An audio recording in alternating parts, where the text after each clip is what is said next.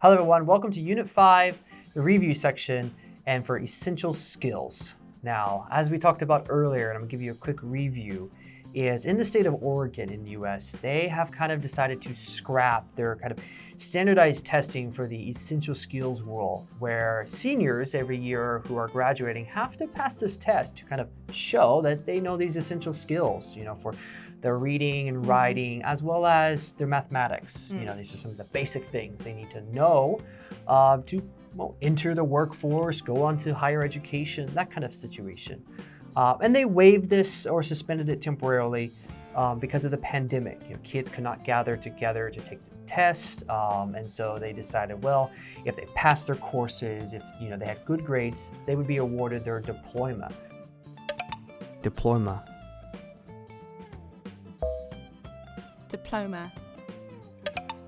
And in America, you needed your diploma to work anywhere, practically, to go on to higher education, to advance in any kind of academic sense or for jobs. And some of the supporters of this who want this bill scrapped forever, they often say that, well, standardized testing really does divide racially or socioeconomically, and that having this removed kind of gives better access to people with other special needs, lower income status, these situations to guarantee a diploma and makes it more equal.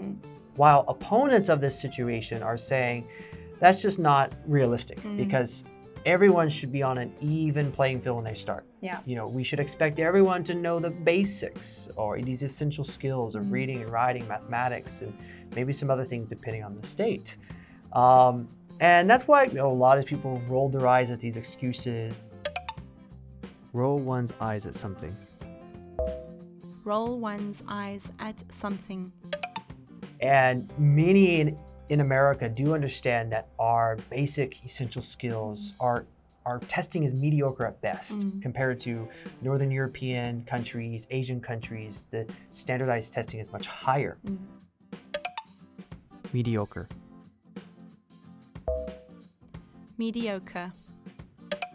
High schoolers know much more than American high schoolers. So that's why mostly conservatives in the US, specifically Oregon, are saying that we shouldn't get rid of this. Our tests are mediocre, why make it worse? We should better prepare our students and our children. But I want to ask you a question that takes the redefining of essential skills is how has technology affected essential skill learning? I feel it's should be added now. Okay.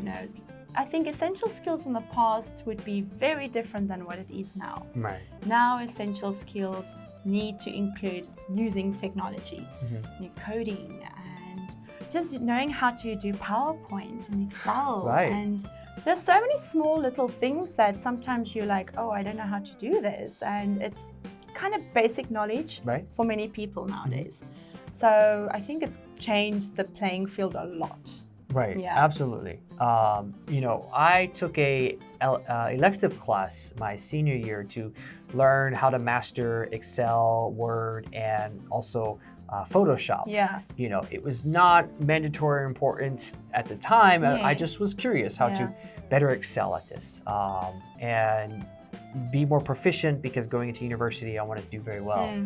And I think some not universities necessarily, but districts and states are requiring students to learn some of these technologies, be a little more proficient because like you said, most kids nowadays are learning natively with the technology, but not many of them know how to do it proficiently or know all the tricks with these programs.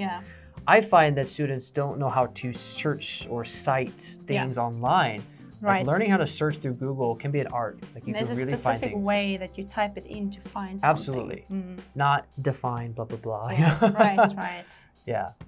All right. Well, that's it for our review section, and we'll hope to see you on the next one.